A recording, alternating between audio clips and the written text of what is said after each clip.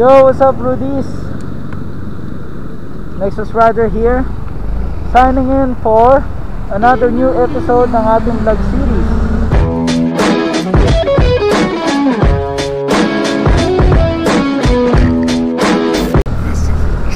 So, yun nga na, Rudies.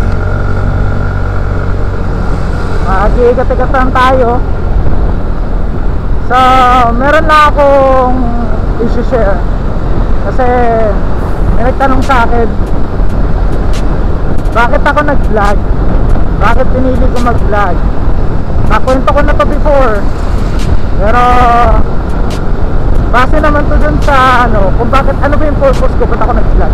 Ito yung point ng tanong na to na sasagutin natin ngayon.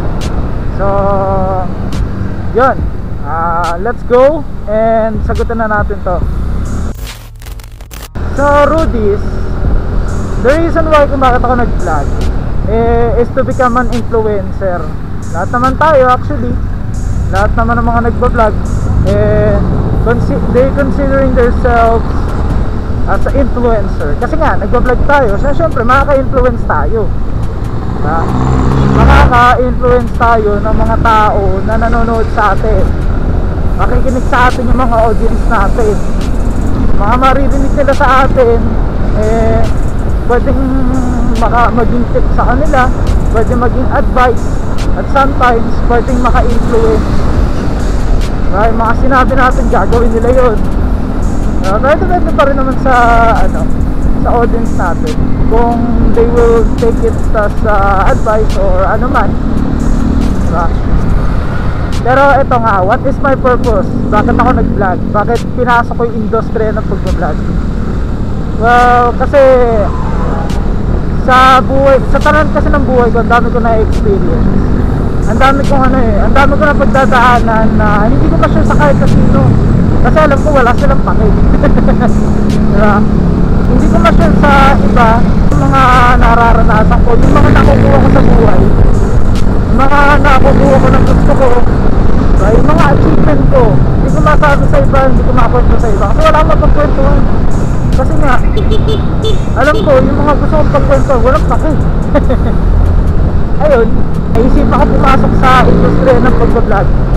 Kasi for me, this is how I can express myself.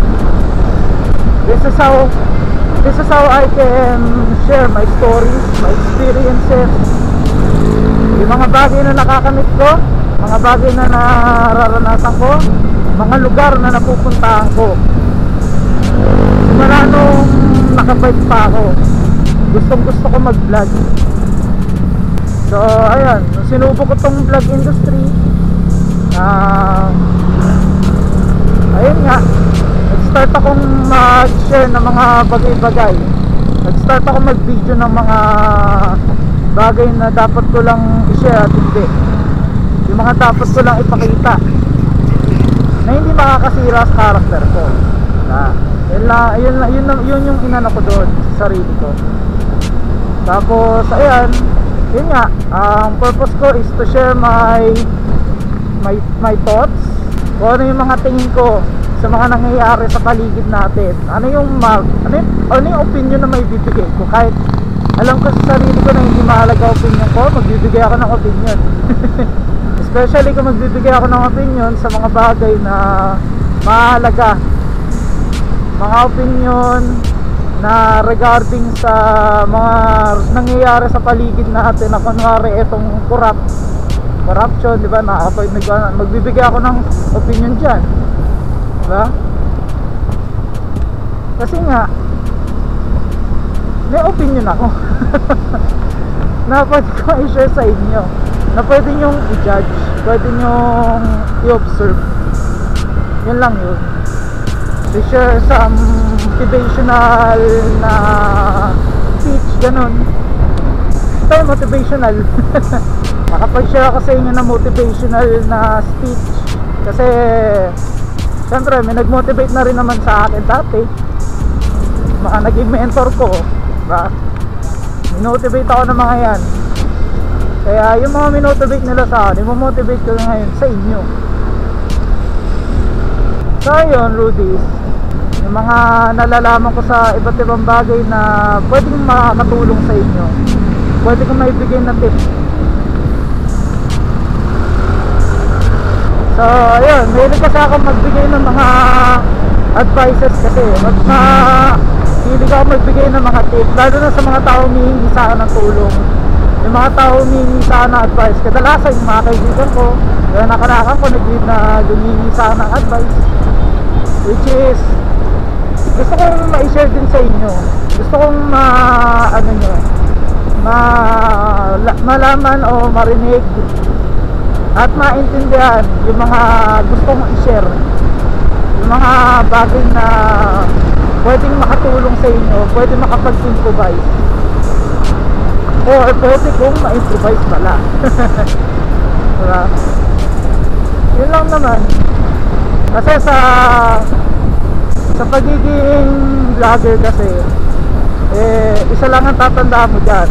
When it comes to uploading a video, whether it's positive or negative, vibing or chilling, boring or extreme,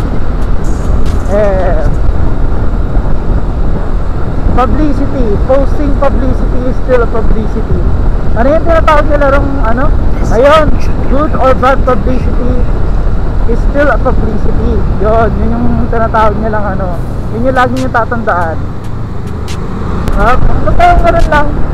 Gusto ko lang malaman ng mga tao nagtatanong kung bakit kami mga is pumasok kami sa industry ng pagiging influencer. It's because we want to share our thoughts, we want to share the advice, motivations, we want to share our adventures to you guys, we want to share our experiences. May i-share namin sa inyo yung mga bagay-bagay na dumadaan sa buhay namin. Kaya masaya kami pag kami mga followers kami, may mga subscribers kami na patuloy na tumututok talaga. Doon, nabibigyan nyo kami ng motivation. So bibigyan din namin kayo ng motivation pabalik. So yun lang, Rudies. Lalaga na ako dito. Kaya nyo tatandaan, we use the road, we rule the road.